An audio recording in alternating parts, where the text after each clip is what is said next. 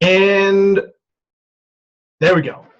Tim Rowe, Out of Home Insider, where we're bringing you tips, tricks, and insider insights into the world of out-of-home advertising, how to make it more effective, ultimately, for your business. And I'm getting ready to go on stage here this morning to talk to a whole bunch of college kids.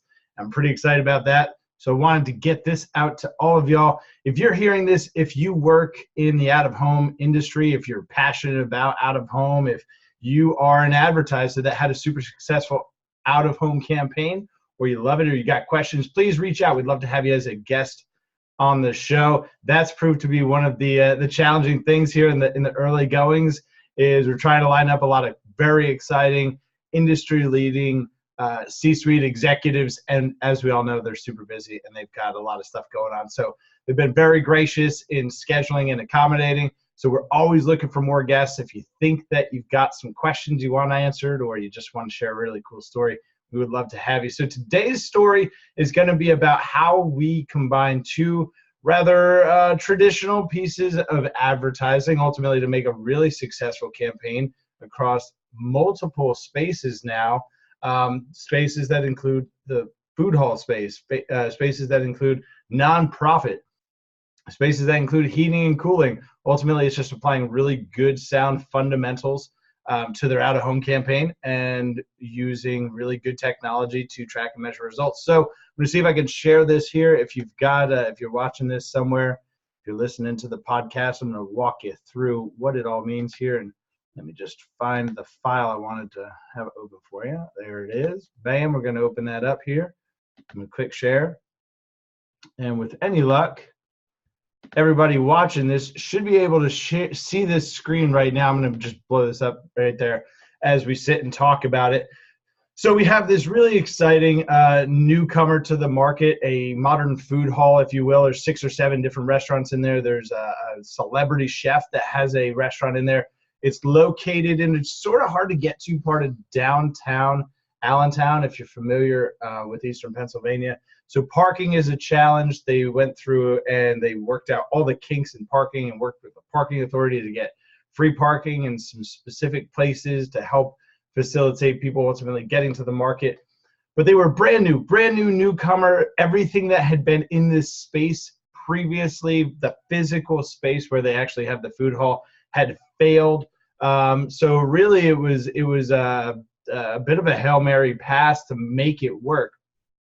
So it started out with, we want to run outdoor. Love it. Awesome. Let's go. So we talked to them about our technology that would allow them to further deliver advertising to the people being exposed to the outdoor campaign. So the idea of it, it was really this, that, hey, we're gonna use a really rather data-driven, geo-specific approach to picking your outdoor locations. We're going to be very targeted with where we place your outdoor locations.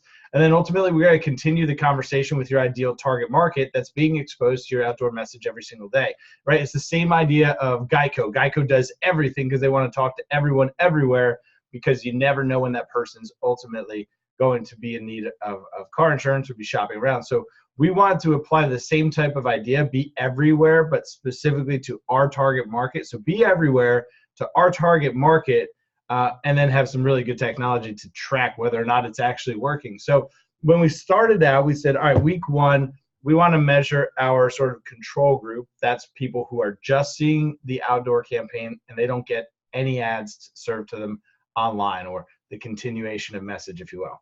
So week 1, we measured how many people actually showed up at the market that saw the billboard but didn't see an online ad. How did we do that? Well, we did it with device IDs, the handy dandy device ID that identifies your cell phone. So we see the cell phone. This is not a cell phone, it's a little camera. So we see the cell phone drive past the billboard. We don't serve it any ads, and then we wait and see if it shows up. And for every 100 people that passed the billboard, about two and a quarter, if there's a quarter person, if you know a quarter person, maybe they brought a kid. For every 100 people that just saw the billboard within our target demo, which was females, we were tracking women 25 to 55 because we knew that was the core audience. So everyone sees the billboard, but we want to measure the activity. How did we actually impact our target audience our on-target percentage with our advertising. So for every 100 women that we were tracking past this billboard, 2 of them showed up at the market. Yay, that's awesome, great, we're reaching our target audience and we're getting them to show up. In week 1, when we combined that same out-of-home campaign with the continuation of message component, continued serving ads to those individuals online, we saw almost 4 showing up in the first week. At the end of a 4-week cycle, what did that ultimately look like? Well, at the end of week 4, when women 25 to 55 passed the billboard and got served the ad on their phone, for every 100 that we did that to, 5 of them would show up at the business. That's pretty exciting, right? Be able to track the tangible result. That's pretty exciting. On the other side, for everyone that saw only the billboard, now again, our on-target audience, women 25 to 55 years old, for out of every 100, 3.5 showed up to the market. So what we can see is that the longer a message was in the market, the more effective it was, right? The blue line is your natural conversion rate. That's the billboard only.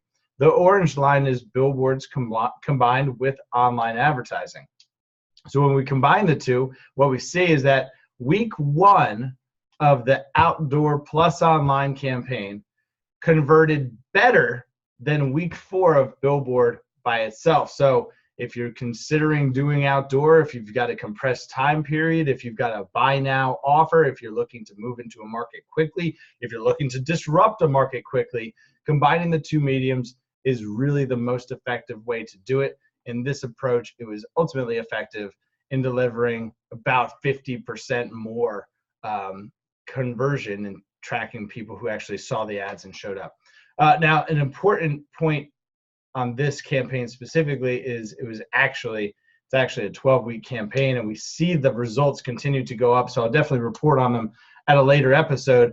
Week 5 has already peaked 5% for the outdoor plus online. So for every 100 women that see it, 5 of them show up.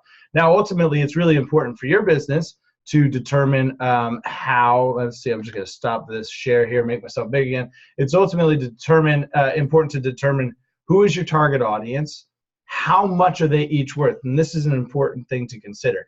So if women 25 to 55 are my target audience, what is the value of getting one of them? Well, is it just the one, or is it that we know that for every one person from that target audience that we get to show up, that they bring 2 friends, and that the average ticket size for one person is $20?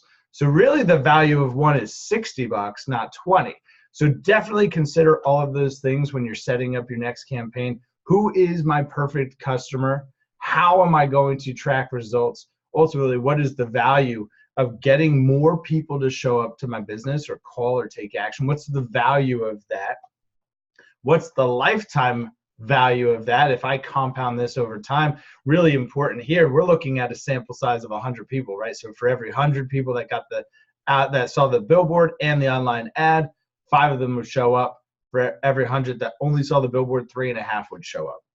What's really important is let's compound that. Let's make it, 10,000. Let's make it 10,000. Hopefully I'm good enough on the hop with this quick math, right? So 100 times that is that. Okay, so it should be, instead of 5 people showing up, if it's 10,000, it should be 500 people versus 350.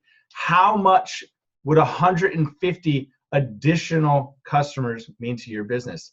And if you knew that each of those 150 brought 2 friends and that the average ticket size was $20, then you'd know that that 150 actually meant 450 times $20, which is $900, if I'm not mistaken. A $900 difference. Now that's just for a restaurant. So that's their story. But what about for a nonprofit? What about for a nonprofit that for every $1 they put into advertising, they need to see at least 1 back to break even? But most nonprofits, they're looking for a return of between $5 and $7 for every 1 that they put out into the market. We've got another great story of an advertiser who did exactly that, the exact same campaign, but instead of saying, hey, we've got a target audience that's this, we just want to talk to everybody. Everybody that sees our outdoor campaign, we want to continue talking to them online and ultimately let them make the decision of whether or not they'd like to donate. In the very first month, they changed nothing else to their advertising. In the very first month, online donations were up 30%. That's right, up 30% in the first month. It's really exciting. So don't take my word for it. Facebook just put out an awesome study that Facebook, when combined with out of home, is even more effective. Facebook does out of home. Amazon, Netflix, Google, everybody does out of home. Nobody talks about it because it's the best kept secret in the advertising toolbox.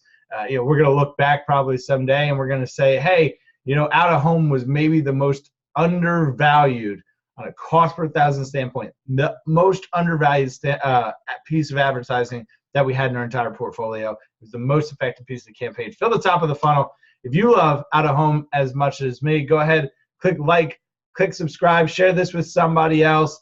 And if you're interested in becoming a guest, we'd love to have you on the show. We'll definitely have some great guests coming up here over the coming weeks. We've got Jonathan Gadai coming from Adomni. We've got Kim Frank coming from Geopath. Still a lot of big hitters left here for just 2019. 2020 is going to be an even bigger year. So from all of us, which is just me, here at Out of Home Insider, we're signing off. We'll see you guys later.